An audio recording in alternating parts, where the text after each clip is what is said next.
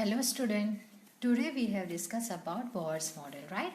So Niels Bohr was the first to explain quantitatively the general feature of hydrogen atom spectrum, right? Hydrogen atom structure and its spectrum, right? The postulate of model is first, the electron in the hydrogen atom can move around the nucleus, right? जो electron है वो electron हमें पता है कि nucleus के around, right, move होते हैं in a circular path, right, of a fixed radius and energy, and these paths are called orbitals, stationary state or allowed energy state, and these orbits are arranged concentrically around the nucleus, right. The energy of an electron in the orbital does not change with time, right? Time के साथ उसकी energy change नहीं हो रही है, and however the electron will move from a lower energy state, मतलब कि lower stationary state to a higher stationary state, right? And when required amount of energy is absorbed, right? When electron move from lower stationary state to higher energy state, मतलब कि higher stationary state, at that time energy is required, right? Means electron absorb the energy, right? And the electron or energy is emitted, right, when electron moves from higher stationary state to lower stationary state, right. The energy change does not take place in a continuous manner, right. Third point is the frequency of radiation absorbed or emit when transition occur, right, between a two stationary state, right, and therefore delta E is equal to E2 minus E1. जब to state change हो रहे हैं उसका जो difference है, energy difference, उसे हम लोग क्या बोलते हैं, delta E, right. And we know that E is equal to h mu, right, and therefore delta E is equal to h into mu, right, where E1 and E2 are the energies of the lower and higher energy state respectively, right. E1 is equal to energy of a lower state and E2 means energy of a higher state, right. And this expression is commonly known as a Bohr's frequency rules, right. The angular momentum of an electron in a given stationary state can be expressed in the equation, right. Angular momentum कैसे calculate कर सकते हैं, तो me into Vr is equal to n into h divided by 2 pi, right. ये है angular momentum equation, right, where n is equal to 1 2 3, h is equal to Planck's constant, right.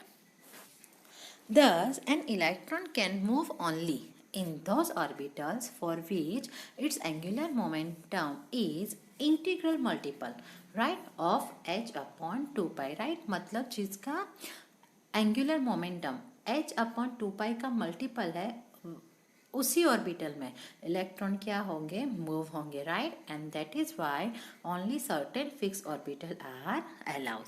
Okay, next write down Bohr's model of a hydrogen atom, right. ये question हमें और कैसे पूछ सकते हैं कि explain according to Bohr's model of hydrogen. उसमें first क्या एक्सप्लेन करना है, principal quantum number. Second question is reading of stationary orbit. Third, energy of stationary state, and fourth, isoelectric ion of hydrogen, and fifth, viscosity of electron, right. So first, principal quantum number.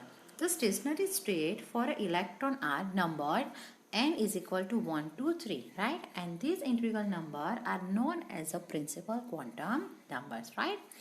Stationary orbit ready means the radii of the stationary state are express as.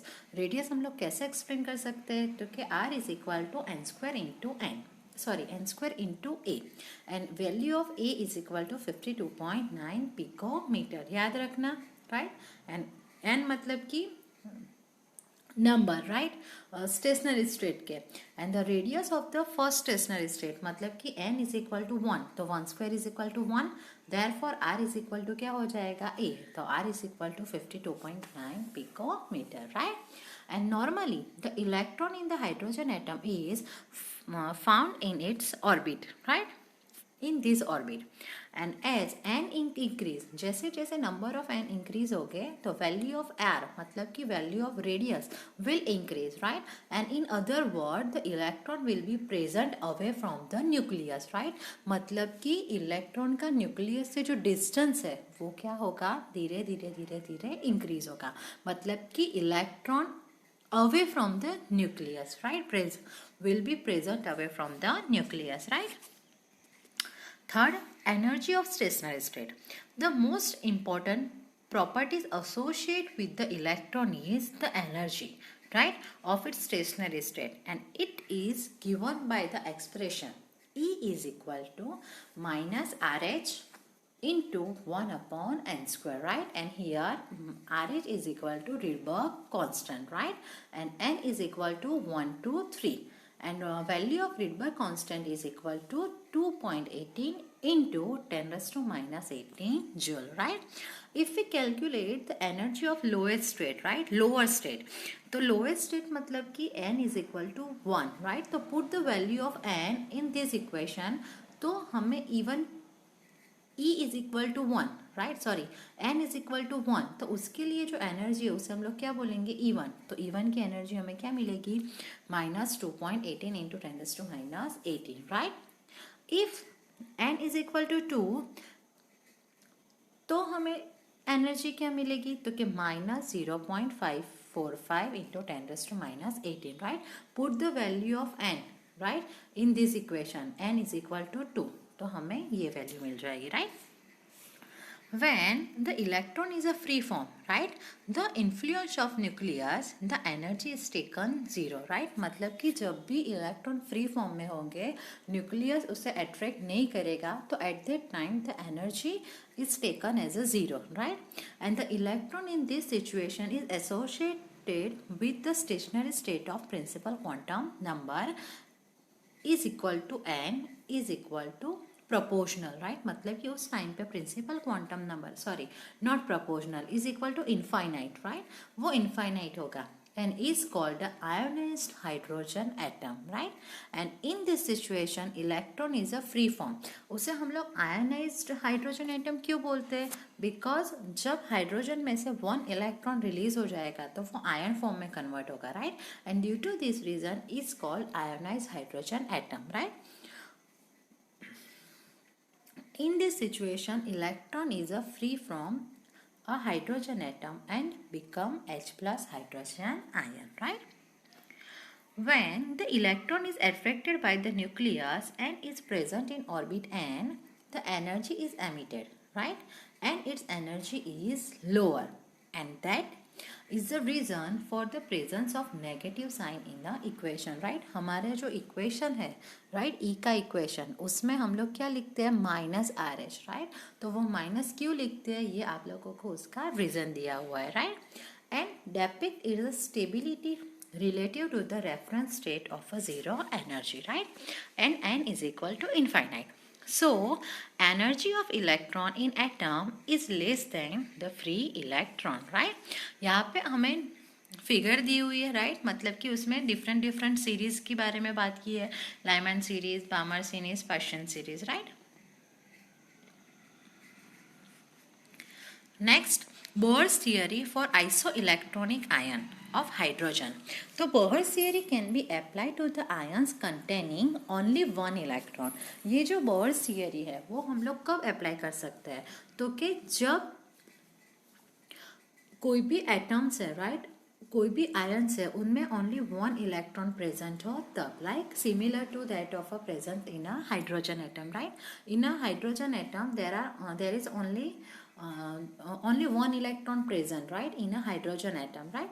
तो उसके similar हम लोग ion की बात करें तो He plus, right, उसमें 1 electron होते हैं. Li2 plus, loss of 2 electron, right, lithium 2 electron loss करते हैं, तो Li2 प्लस में भी 1 इलेक्ट्रॉन है, Be3 प्लस में भी 1 इलेक्ट्रॉन प्रेजेंट है, right. Etcetera are isoelectronic ion, right, with hydrogen atom, and the energy of the stationary state associated with this kind of ion, तो उसके लिए जो एनर्जी स्टेट एसोसिएट है उसको हम लोग कैसे एक्सप्रेस कर सकते हैं, तो कि En is equal to minus 2.8 into 10 raised to minus 18 z square upon n square, right? Here z square is equal to what? तो क्या atomic number, right? And n square is equal to what? तो क्या and n is equal to 1 2 3, right? Orbit, principal quantum number, and ready by the expression Rn is equal to 52.9 n square divided by z, right? From the above equation, it is evident that the value of energy become more negative, right? And that of a radius becomes smaller with size of z, right? And this means that electron will be tightly bounded to the nucleus, right? Next, viscosity of electron. So it is also possible, right, to calculate the viscosity of electrons moving in this orbital, right? हम लोग उसकी viscosity calculate कर सकते हैं. And although the precise equation is not given here, आप लोगों को यहाँ पे उसका कोई equation नहीं दिया हुआ है, लेकिन और क्या बोला है कि qualitatively the magnitude of velocity of electron increase, right वो इंक्रीज होगा with increase of a positive charge on the nucleus, right? मतलब कि जैसे जैसे नंबर ऑफ प्रोटॉन इंक्रीज हो गए, राइट, तो एट दैट टाइम न्यूक्लियस का जो चार्ज है वो भी क्या होगा, इंक्रीज होगा, right? And decrease with increase of a principal quantum number. Done. जैसे जैसे प्रिंसिपल क्वांटम नंबर इंक्रीज हो गए वैसे वैसे वो क्या होगा, डिक्रीज होगा. Done. Next, explain linear and angular momentum. तो first linear momentum means what? तो कि linear momentum is a product of mass and viscosity, right? See equation, mass and viscosity. Next, angular momentum. तो angular momentum is a product of moment of inertia I, right? Inertia and angular viscosity, right? And angular momentum is equal to क्या है? If electron having a me mass, right, revolve at r distance ground straight, then तो हमें equation क्या मिल सकता है? तो कि inertia is equal to m e into r square, right? And angular viscosity is equal to v upon r. तो उसकी ये इक्वेशन, ये वैल्यू हम लोग इक्वेशन में पुट करेंगे तो हमें क्या मिलेगा? M e into r square into v divided by r. तो आर आर कट हो जाएगा तो बाकी क्या बचा? M e v into r. तो angular momentum is equal to me into v into r. Done. Next, explain hydrogen spectrum by a Bohr's model, right?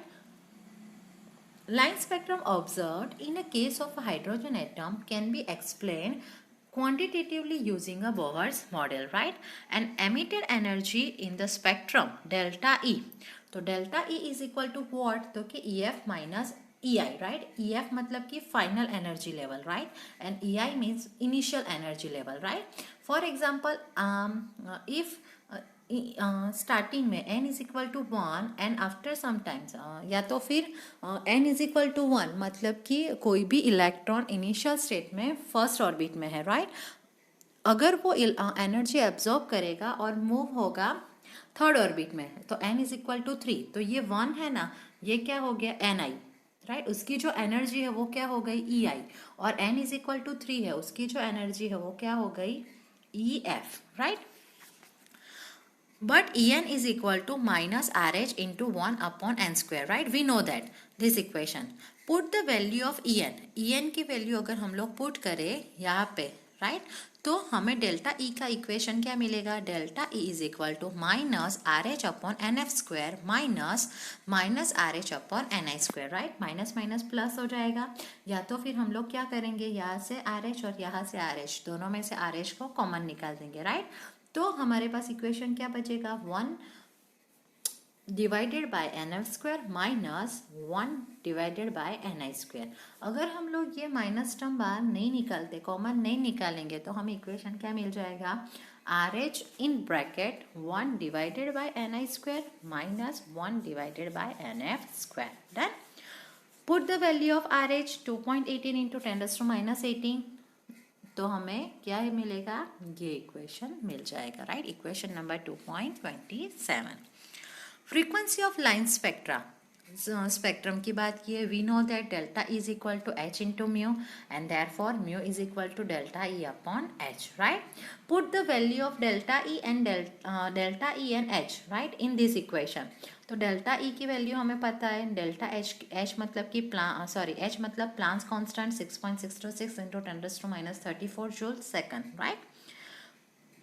So if we put the value of delta E and delta E and H, right, not delta H, only H.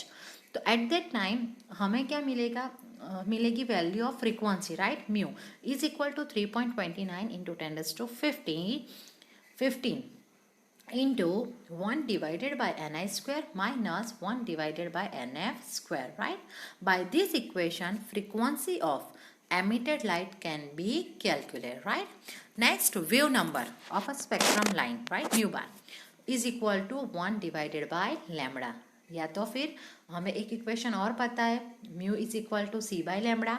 तो 1 by lambda is equal to हम लोग क्या put करेंगे, wave number, right. तो wave number is equal to mu divided by c, right. तो mu की value हम लोगों ने ये इक्वेशन में फाइंड की, सी की वैल्यू हमें पता है 3 into 10⁸, right. Put the value of mu and c, right, in this equation v upon c, mu upon c, right. उसमें अगर हम लोग दोनों की वैल्यू पुट करें तो हमें एक इक्वेशन मिलेगा 2.29, 1.090677 into 10⁻7 into 1 divided by ni square minus 1 divided by nf square, right.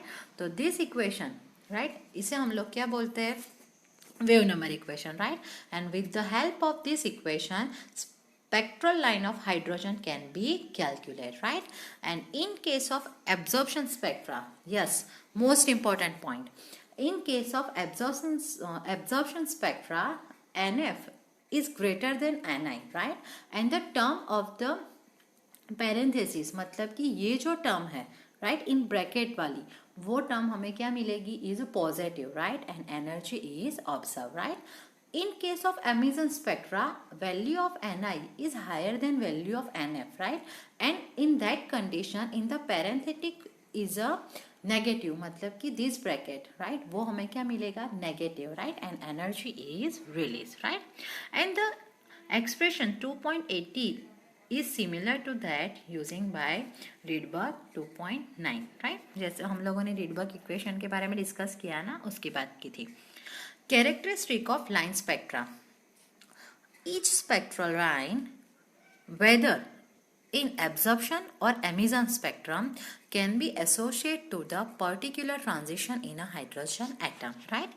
In case of large number of hydrogen atom, different possible transition can be observed, right, and thus leading to large number of spectrum lines, right. And the brightness or intensity of the spectral lines depend upon the, वो किस पे depend है, तो कि depend upon the number of photons of a same wavelength और frequency, right, absorb और emitted. Done. तो उस पे वो क्या है, डिपेंड करते हैं. Okay, thank you.